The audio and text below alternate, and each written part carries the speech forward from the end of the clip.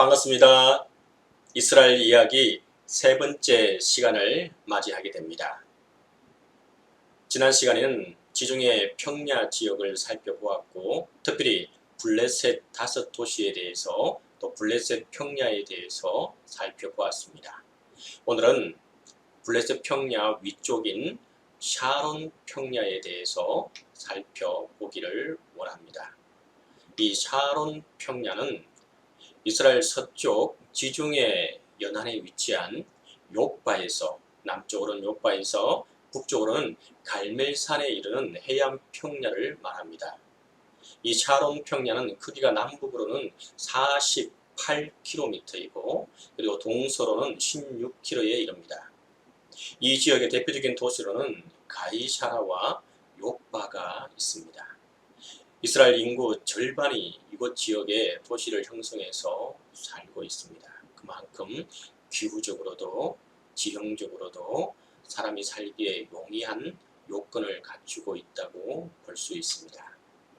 먼저 성경에 나타나는 이 샤론 지역을 살펴보면 역대상 27장 29절에 보면 사론 사람 시드레는 사론에서 먹이는 솥대를 맡았고 아들의 아들 사바는 골짜기에 있는 솥대를 맡았고, 다음으로는 이사야 65장 10절에도 나타나게 되는데 샤론은 양떼의 우리가 되겠고 아골 골짜기는 솥대가 눕는 곳이 되어 나를 찾는 내 백성의 소유가 되려니와. 아가 2장 1절에는 나는 샤론에 수선하여 골짜기에 백합하로다. 이사야 35장 2절에 보면 갈멜과 사론의 아름다움을 얻을 것이라. 그것들이 여호와의 영광 곧 우리 하나님의 아름다움을 보리로다. 이처럼 성경에 나타나는 이 샤론 평야는 솥대와 양떼가 거닐기에 아주 적합한 지역으로 표현되고 있습니다. 이처럼 목축지대였음을 우리가 알 수 있습니다. 특별히 또 이사야 35장 2절에도 샤론의 아름다움을 얻을 것이라. 그만큼 이 지역이 아름다운 곳임을 표현하고 있습니다. 그러면 짧지만 이 샤론 평야가 어떻게 생겼는지 영상을 통해 한번 보겠습니다.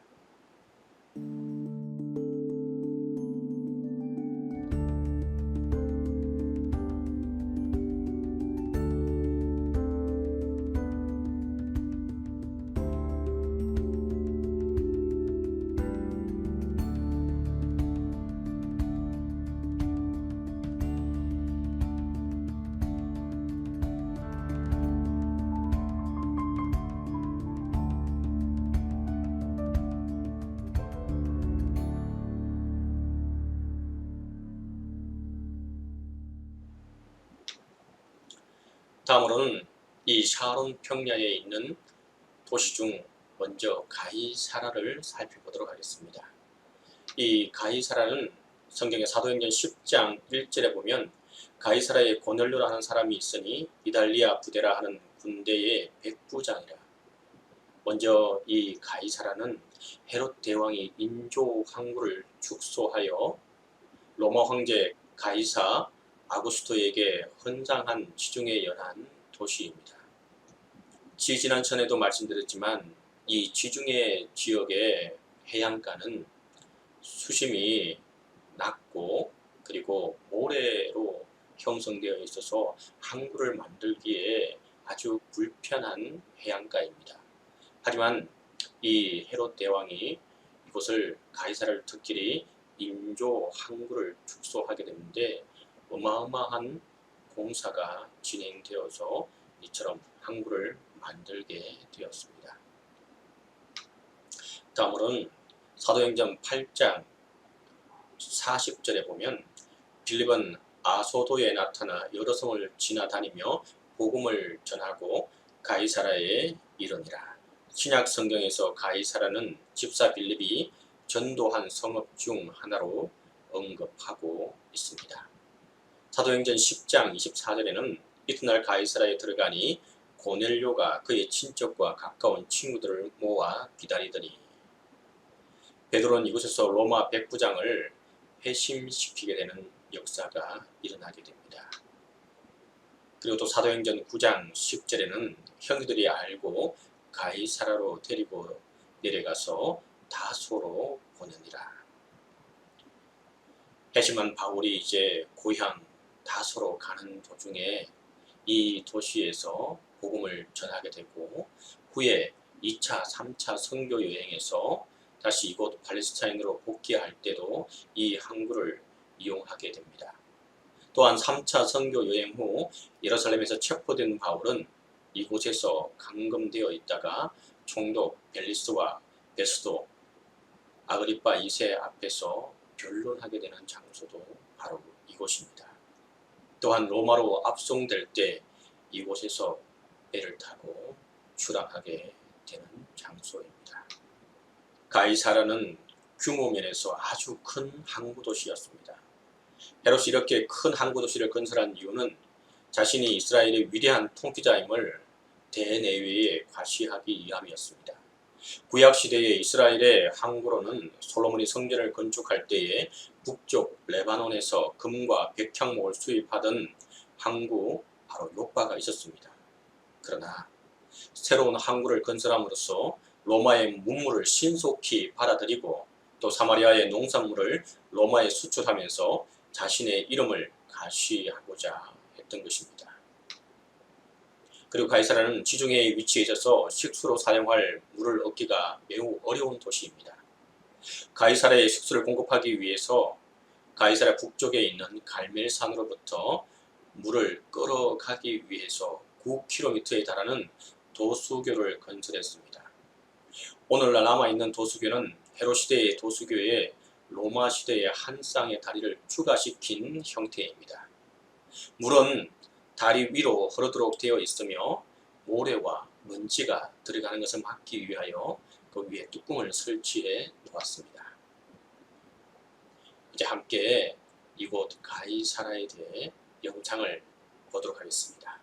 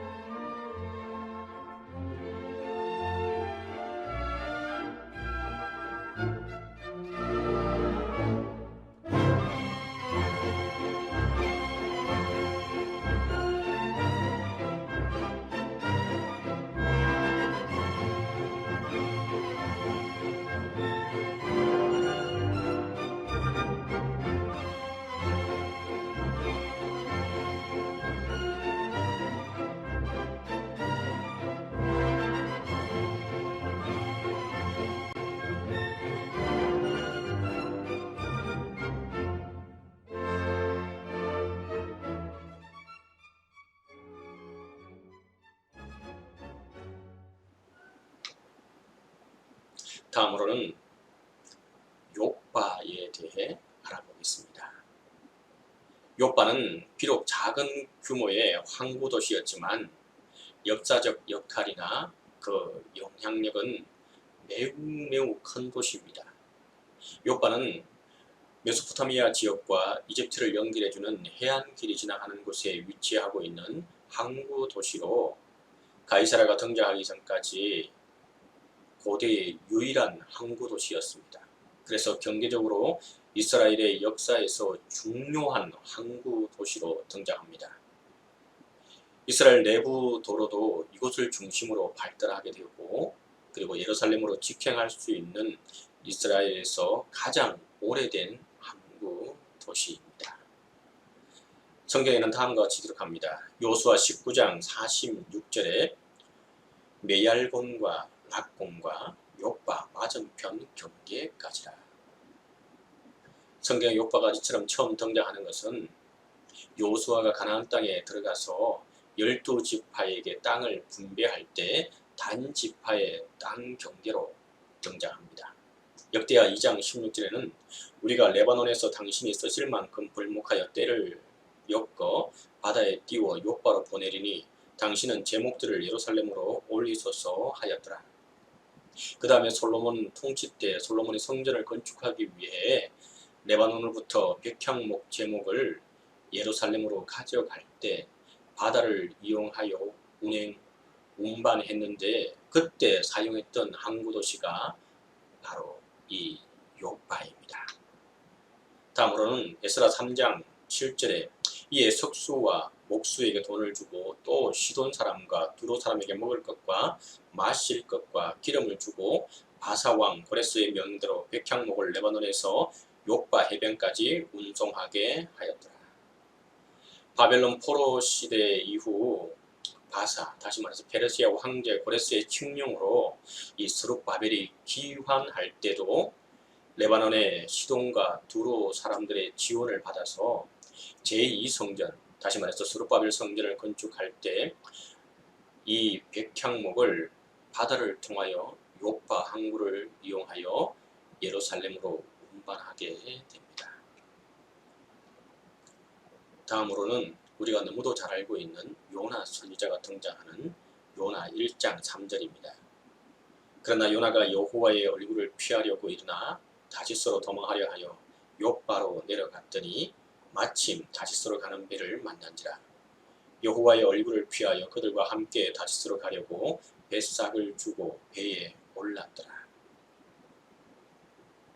니느웨로 가려는 이 요나 선지자가 하나님의 명령을 어기고 다시스로 도망할 때에 배를 탔던 항구 도시가 바로 이 욥바입니다. 지금은 이 욥바라는 이름보다 텔 아비브라고 하는 이름으로 큰 도시를 형성하고 있는 것을 보게 되는데, 이스라엘의 실질적 수도의 역할을 또 경제적 수도를 담당하고 있는 것이 지금의 텔 아비브입니다. 이곳의 인구는 40만 명으로 시내의 중심에 살고 있는 사람들만 40만 명입니다. 예루살렘 다음으로 아주 큰 도시입니다. 그리고 이 텔 아비브를 중심으로 이 샤론 평야의 주 대도시권을 형성하게 되는데, 이곳의 인구는 거의 400만 명에 달하게 됩니다. 이스라엘 최대의 도시권을 형성하고 있고, 이스라엘 인구 절반 가까이가 바로 이 텔 아비브 도시권에 집중되어 있으며, 이스라엘의 경제적인 중심지 역할을 하는 곳이 바로 지금의 텔 아비브입니다. 그러면 지금의 텔 아비브의 모습을 영상으로 함께 보겠습니다.